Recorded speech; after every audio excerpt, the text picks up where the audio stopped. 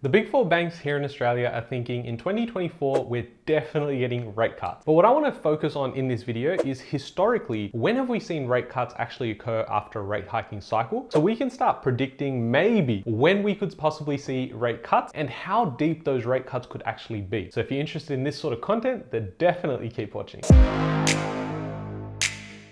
Hey guys, my name's Ravi and welcome back to Personal Finance with Ravi Sharma. If you're new here, smash that subscribe button because I talk about real estate, cryptocurrency, and financial freedom. Now at the moment, we have paused in Australia with interest rates for the last 3 months. Now we could possibly make that 4 months in a couple of weeks, but at this point it's all data dependent. If we start seeing inflation really pick up, then we could be open for more interest rate hikes. And the way that I want you to think about it is very similar to during the pandemic. If the government goes ahead and says, okay, we'll open up all the liquidity taps, we're gonna pump all this money into the system, all this liquidity goes through, you have asset prices increase, you have all these things go up in value, and inflation really started from there. The reason why I was so bullish on real estate was because I couldn't justify how a government would spend so much money and then only at the last point to go, actually, you know what? We're going to let the economy die. We're going to let unemployment go through the roof. We're not going to put any more money into the system. And that is when I knew that yes, we're going to see the biggest run up in prices because they had already done 75% of the mess. Imagine doing all of that money printing and then still have yourself fall into a big trap of a recession or depression. It wouldn't really make sense. They took the path that said, you know what? We're going to have inflation probably in a couple of years, but let's focus on this problem now. So now if you fast forward to where we're at now, we've seen interest rates go up. Property prices really haven't come down. They've gone up in many areas, but we've seen the slowdown of the GDP. We've seen the slowdown of inflation, and we've seen a little uptick in the unemployment rate. So if they've done 75 to 80% now, why would they turn around tomorrow and say, yeah, we should cut the rate? It would be counterintuitive. So having seen all the data that's been presented to us, I admit it's taking a lot longer than I thought personally to really deal with inflation. Now, have we really dealt with it? I'm not really sure, but neither is the RBA, and that's why they're waiting on more data to come through before they can start cutting rates. So we're going to jump through some graphs and look at historically when rates have actually cut from the point that they paused and what's happened with that relationship with property prices. But before we jump into that, let's take a look at what some of the big banks are predicting. We've got Bill Evans from Westpac who says that the highest the cash rate can go is 4.1%, which is where we're at the moment. That would make the peak June 23. Then they believe that by the end of 2025, rates will be at 2.6%, which would be about 150 basis points drop from the current interest rate. So if your mortgage rate is 6.5%, you'll be down at 5%. If you're at 6%, you'll be down at 4.5%. Now that is a lot of savings and also increases your borrowing capacity by quite a bit. When you look at CBA, they're also predicting that 4.1 is the peak, and they believe by the end of 24, we should be at 3.1%. Now they could both be right. One is giving a prediction by the end of 25, one is giving a prediction by the end of 24. Then we have NAB who suggests that maybe there is one more rate hike coming, and they believe the cash rate will move in November 23, but then that would be it. And they believe by the end of 25, the rate will be at 3.1%. And finally, ANZ who say the peak rate has been achieved at 4.1% in June, and they think that one cut of 25 basis points in late 24. So they've gone into the camp of saying, well, yeah, you know what? We're probably only going to get a slight cut in 24, and that would be in line with the expectation that inflation is stickier than most think, and unemployment hasn't gone through the roof, and GDP hasn't fallen through the floor.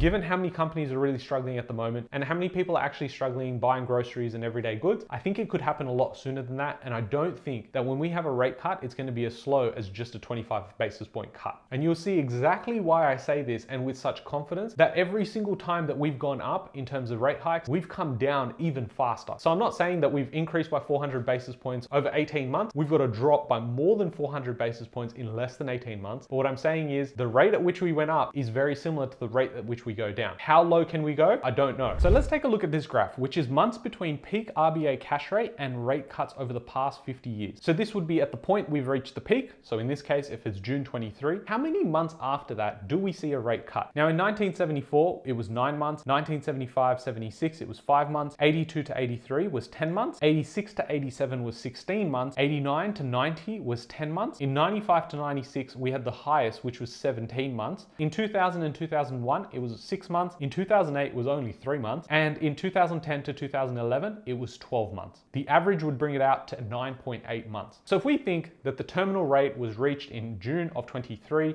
and it's going to take 10 months from that point, that means on average, we should see the interest rates drop in Q1 of 2024. Now, if you've been following the channel for a while, I made a prediction in late 2022, where I thought the peak rate was going to be achieved in sort of around December and Jan, which meant in Q3 of 2023, we should have seen those interest rate cuts. And the reason for that is because the averages show us that it should take about 10 months. Now, because we didn't reach the peak rate at that point, because inflation was stickier than normal, we've now had to kick the can down the road. But what I believe is the peak rate has been achieved, and now we're playing consolidation mode. We're trying to see, can we last at this point where liquidity is being drained without breaking the system? Now, obviously, when we're looking at RBA rates, we're really concerned about what are we paying towards our mortgages. So here is a graph which shows the reduction in mortgage repayments by rate cut cycle. And this effectively means that every time in that rate cutting cycle, what is the actual reduction of our mortgage repayments in that rate cutting cycle? Now, without going through all the numbers, what we've seen is the highest being 44.5% in 1990 to 93, and the lowest being 2% in 1975. But the average here is 18%. So if you think about it, you've got a loan right now where you're paying an average of $10,000 a month. We could find ourselves at the end of this rate cutting cycle where our mortgage repayments go from $10,000 a month down to about $8,000 to $8,500 a month. Now that would be a welcome relief, but could you imagine if we've seen interest rates move at the fastest pace to the highest point we've seen in a while, we could probably see it have a rubber band effect where it takes a bit more volatility in the market before we stabilize. And if we see that, then what makes sense is what's happened in the more recent history. And what we can see is from 1990 all the way through to 2020, the average there is closer to about 30%. So if we see a 30% reduction, that could mean extra for you in terms of your borrowing capacity, but also greater savings, which is what would be a welcome relief at that point.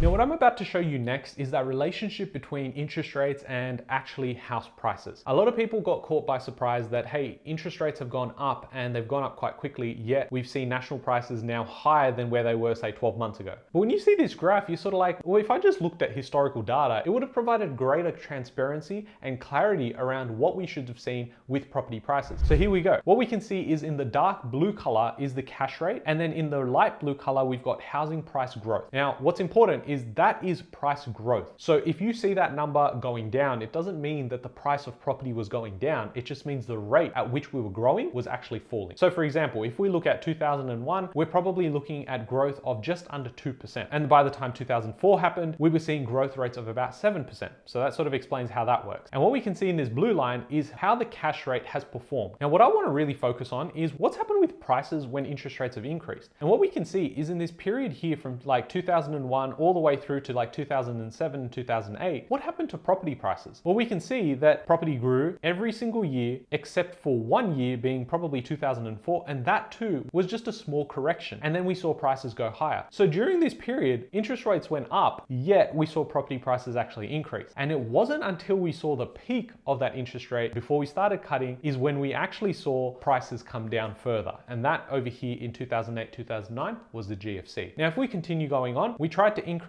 interest rates again post GFC, and in that time as well, we still saw prices increase. We didn't actually see prices decrease until we reached a peak rate. So if we're in the peak rate now and we haven't seen prices drop, what happens when interest rates start cutting? Well, when we see interest rates cut, we can see that during the period of 2011 all the way through to 2019, prices continued growing except in 2017, 2018. And we all know what happened then. That was nothing to do with interest rates. It was actually to do with tighter lending conditions. So you may go, well, this all makes sense, but 2018, you're wrong, Ravi. Well, no, because we had an outside factor being APRA kicking in to say, well, we're going to change all these rules around what lending can look like. And that spooked the market. It also reduced a lot of people's borrowing capacity, so they couldn't actually go out and purchase property. Now, if you look at right now in 2023, we've had interest rates increase, but we've seen property prices also increase. So if we have seen the terminal rate and we haven't seen the price of property drop, what makes you think we're going to see prices drop next year if interest rates cut? Well, according to history, the only way we're really going to see it is outside factors, and that could be the world economy slowing down. It could be the fact that we have another pandemic out of nowhere, or we have tighter lending conditions. Now, in my opinion, we've got people way smarter than me predicting that interest rate cuts are coming in 2024, coupled with the fact that we have tax cuts coming as well. And based on all the historical stuff we just covered off, it looks like Q1 of 2024 is most likely when things are going to start ramping up. So if you are interested in how all this stuff works with real estate, definitely subscribe to the channel. Smash that like button if you enjoy content like this, and I'll catch you guys in the next one. Thanks, guys.